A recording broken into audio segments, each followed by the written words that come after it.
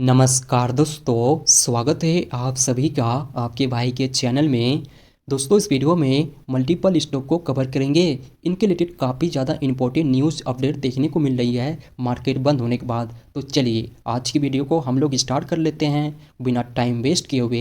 And दोस्तों, video को start करने से पहले अगर आप अपने भाई के चैनल पर पहली बार आए तो प्लीज़ चैनल को सब्सक्राइब एंड बेल आइकन को ज़रूर दबा लीजिएगा, ताकि जब भी कोई वीडियो अपलोड हो इस चैनल पर आपको तुरंत मिल जाए। साथ ही साथ दोस्तों, एक वीडियो को भी लाइक ज़रूर कर दीजिएगा। तो चलिए वीडियो को स्टार्ट कर लेते हैं सरकारी कंपनी एनएचपी शेयर से।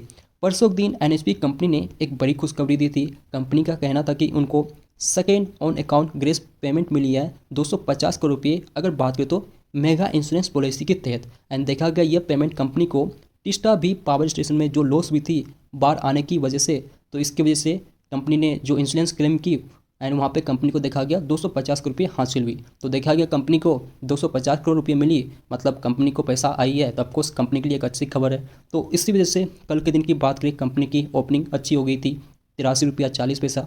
अगर हम लोग परसों के क्लोजिंग से देखें, उसके बाद कंपनी के शेयर में फिर देखें तो प्रॉफिट बुकिंग हुई, जिसकी वजह से कंपनी शेयर इंट्राडे में लो की बात करें तो 82 रुपया 51 पैसा भी टच किया था। एंड जाते जाते देखें कंपनी के शेयर ½ % के आसपास तेजी के साथ बंद हुई है, 82 रुपया 73 पैसा। वेल दोस्तों, अगर हम लोग आज दिन खबर की बात करें तो कंपनी ने मार्केट बंद होने के बाद फिर से एक बड़ी खुशखबरी दी है।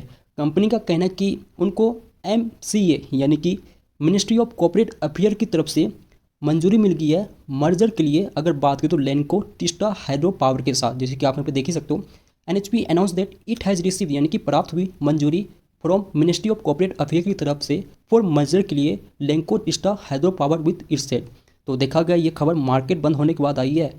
तो मंडे के दिन की बात करें तो ये खबर की वजह से एनएचपी शेयर की बात करें तो फिर से फोकस में, रडार में रहने वाली है।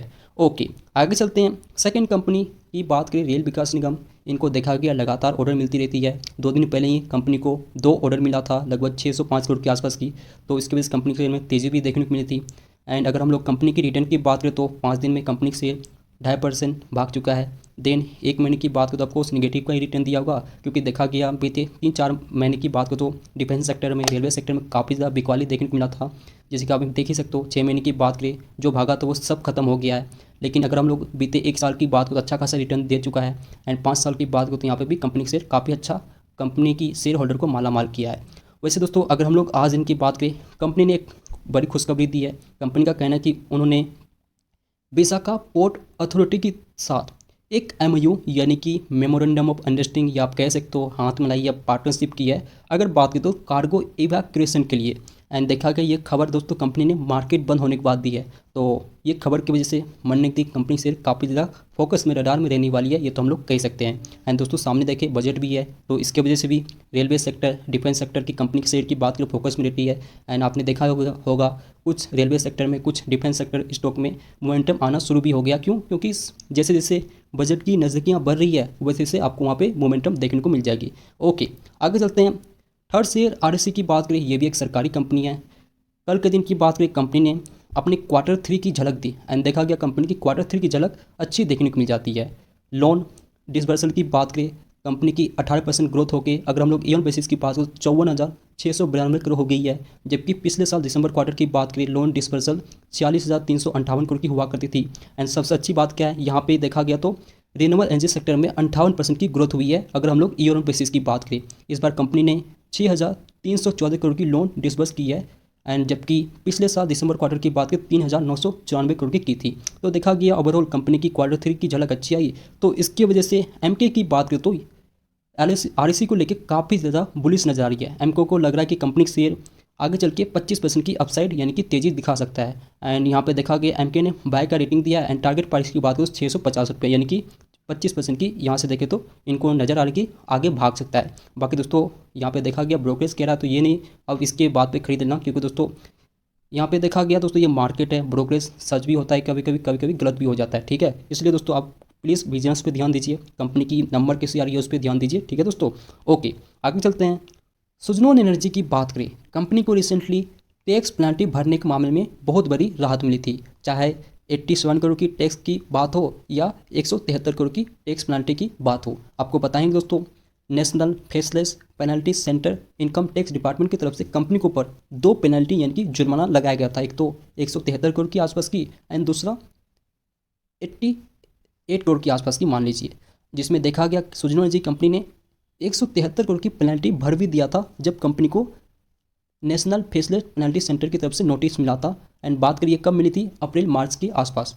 लेकिन कंपनी का कहना था कि इस मामले को हम लोग आगे ले जाएंगे एंड कंपनी ने वही किया। सुजनो एनर्जी कंपनी की बात करें, इस मामले को कहाँ ले गया, इनकम टैक्स अपीलेट ट्रिब्यूनल में। एंड जब इनकम टैक्स अपीलेट ट्रिब्यूनल की फैसला आया वो देखा गया दोस्तों कंपनी के हक में आई।